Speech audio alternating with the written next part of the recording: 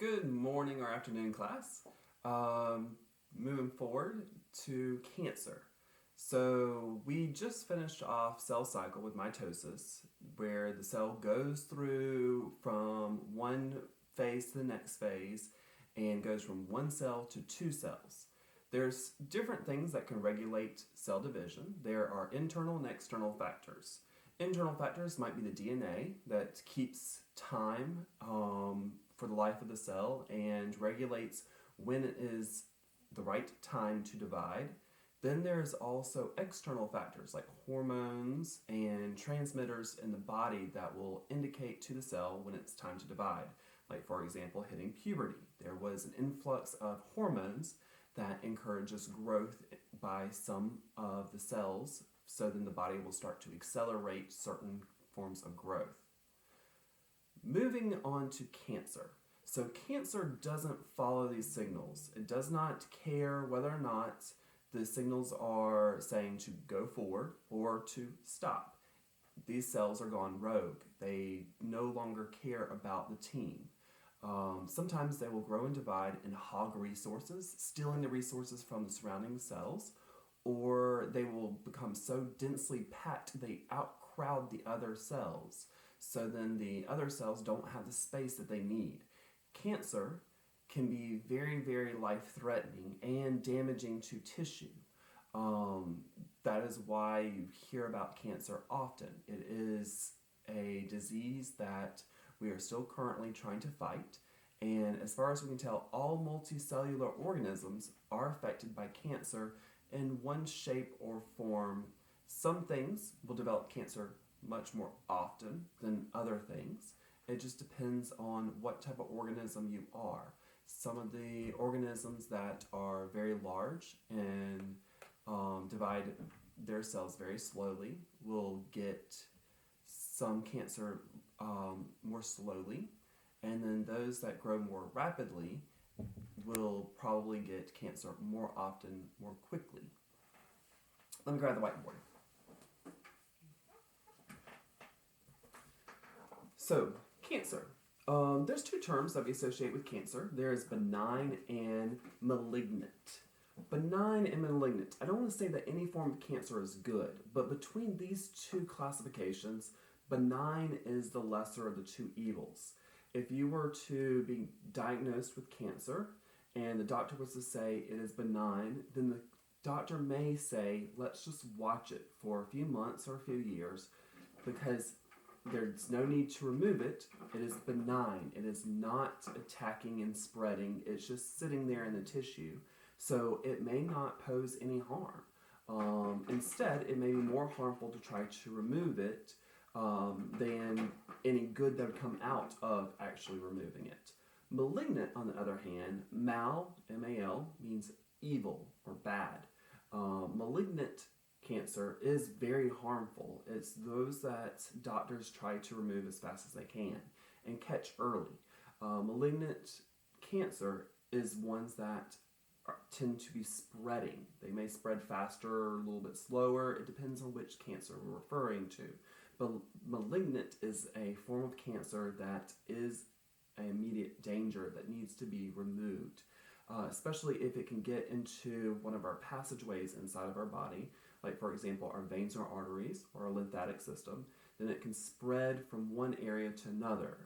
Like for example, if it starts to develop in your chest cavities and find its way into the veins and arteries, then it can start to set up shop in other places around your body, down your legs, your arms, or get caught up in the brain. So malignant cancer is one that we need to address really quickly. So what causes cancer? You're probably laughing at magic. Magic is not a cause of cancer. We cannot curse someone with some magical words and it causes them to have cancer. There are some cultures around the world that believe that disease is caused by bad spirits. Either the bad spirits have attacked someone or the person has done something wrong to cause ill fate on them. But cancer doesn't magically appear, and it's not caused by someone's willpower. Instead, cancer is caused by good cells gone bad. When a good cell no longer plays well with the rest of the team and is regulated by the regulatory forces in the body. So magic, not a cause of cancer. Some true causes of cancer, miscopying the DNA. When the DNA is copied, it's full of different genes. So these genes can serve different purposes, like for example, making proteins, but some of them are also timekeepers, telling the cell when to do things. And if those genes that keep time are miscopied, then that runs a risk of the cells starting to go through their cycle too quickly. They're no longer going at a slow pace like they should be. So a miscopy of the DNA may lead to cancer. Viruses. In the laboratory, we do see that viruses can cause cells to become cancerous. Viruses insert their DNA or their RNA into our cells, and they can change those cells permanently. But this is in the laboratory that I'm saying. We don't know for sure that viruses in the real world are a leading cause of cancer. In fact, they may not be. It may be a minor case, but nevertheless, I have it on here with a question mark that viruses may contribute to some forms of cancer. Radiation, fallout. Radiation comes in different forms. All it is energy. The most common form of energy that you're exposed to is from the sun, that UV light. That form of radiation can get into your tissue through your skin, your epidermis, and wreak havoc on your DNA, especially thymine. Your DNA is made of adenine, thymine, guanine, and cytosine, those nucleotides, and thymine is very weak. And radiation can knock thymine right out of its place, and your cell freaks out and tries to replace it, and usually it will replace it with another thymine, which is no harm, no foul. But if it replaces it with something incorrect, like another adenine or another guanine or cytosine, now we've changed the code, and that's dangerous. How about their fallout? Reference to the video game. Nuclear power plants seem very dangerous, and there's a lot of fear tied to them, but it's not because the nuclear power plants are giving off radiation.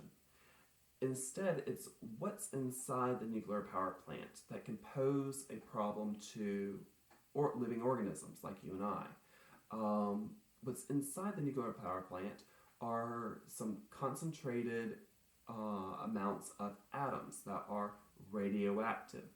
Those atoms, if they escape from the nuclear power plants, can go in the air and come down like a dust. That's what fallout is. It's a dust. A dust of radioactive molecules and atoms. As long as you don't come in contact with them, they're not going to hurt you. But if it's dust particles carried in the wind, if you were to breathe them in, eat them, or absorb them through your skin, then those particles can give off radiation to your tissues and your cells and cause you lasting harm. That's the fear with nuclear power plants and with fallout. We don't want those particles getting out of their containment areas and into the environment, because then living things can absorb them or take them in, and it can cause cancer.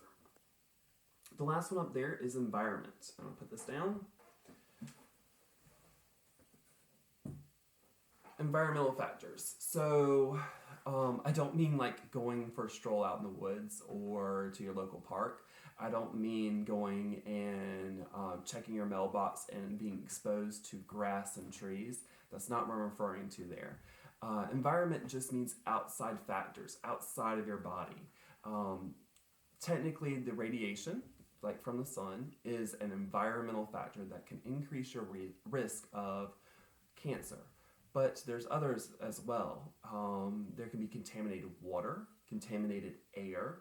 There could be contaminated substances that you have in contact with your skin that can lead to higher risk of cancer. One that you're probably thinking of is cigarette smoke. The more you smoke, the higher your risk of cancer, and that is something that you're breathing in. Is considered environmental because it's outside your body. The smoke goes into your lungs and can wreak havoc on your cells and change the DNA, change the code, and then they may start to act abnormal. Now we have cancer. Smoke is not the only one, but there is a lot of different chemicals and substances that are outside of our body, and we want to call those environmental factors, even though it may be man-made, like cigarettes, or like some chemical sprays that we use in the yard.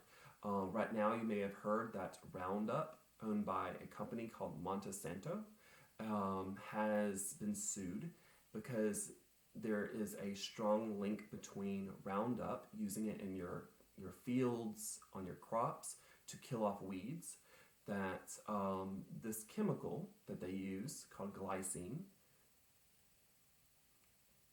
I may have named it the wrong thing, glyphosate in Roundup leads to higher risk of cancer.